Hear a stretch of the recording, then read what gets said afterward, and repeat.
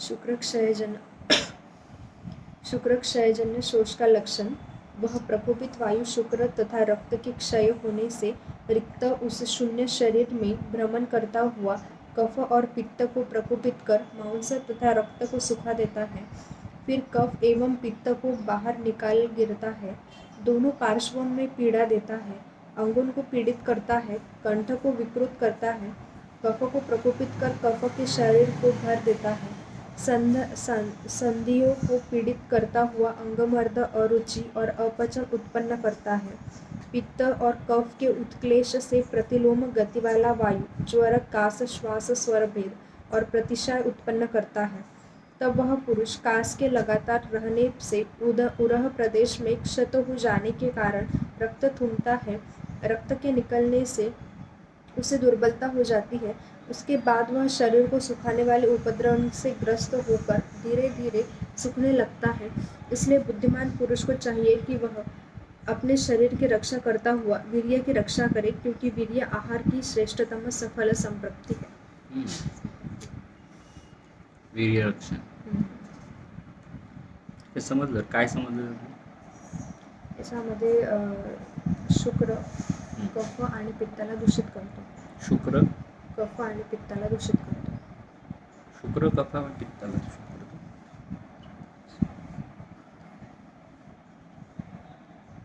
काय आलेलं वाक्य? वह प्रकुपित वायु शुक्र तथा रक्त के क्षय होने से रिक्त उस शून्य शरीर में भ्रमण करता हुआ कफ और पित्त को प्रकुपित कर मांस तथा रक्त को सुखा देता है. पहिला प्रश्न, प्रकुपित काय झालं? वायू. त्यांनी काय केलं? शुक्र तथा रक्त के क्षय होने से कफ और पित्त को शुक्र क्षय कोणी करत? शुक्र क्षय कोण करत आहे? मैथुनजन्य क्रिया करत आहे. मैथुनातून शुक्र बाहेर चाललेला आहे, तर शुक्राचा क्षय होत आहे, कारण ते अत्याधिक प्रमाणात आहे. त्याचा पहिला परिणाम कोणावर होईल? ओजावर होईल. पण तिथे आलेला आहे रक्ताशी संबंधित.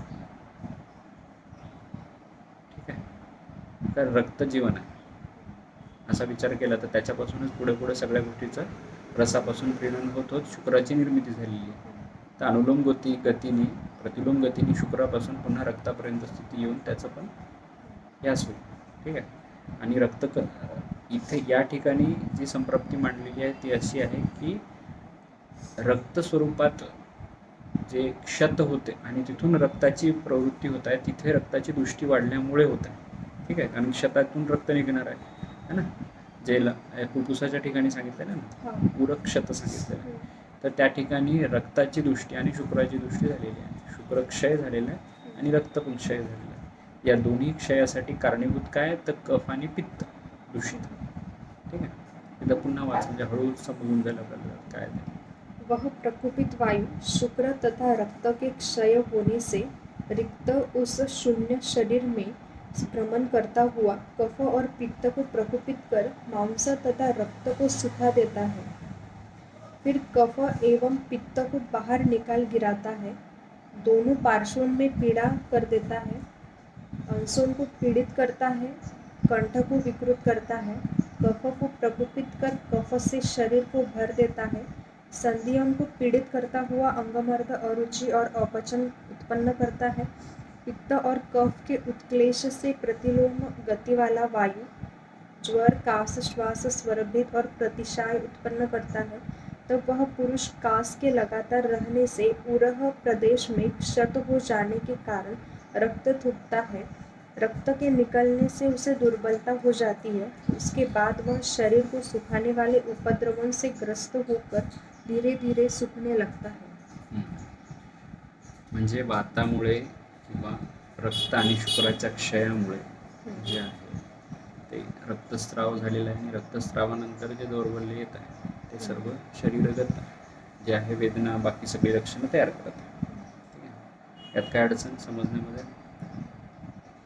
यांनी सांगितलंय की फिर कफ और पित्त को बाहर गिराता है. तर मग यांना बाहेर काढताना रक्त येते.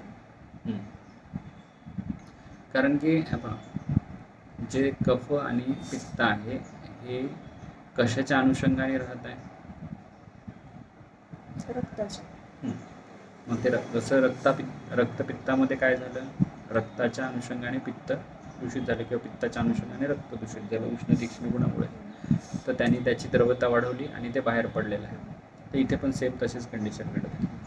ठीक आहे, फक्त कफ बल आहे म्हणून बलक्षय होईल त्याच्यामुळे. एकदा पुन्हा वाचा, आपण जोपर्यंत क्लिअर होत नाही तोपर्यंत पुढे जाऊ नये.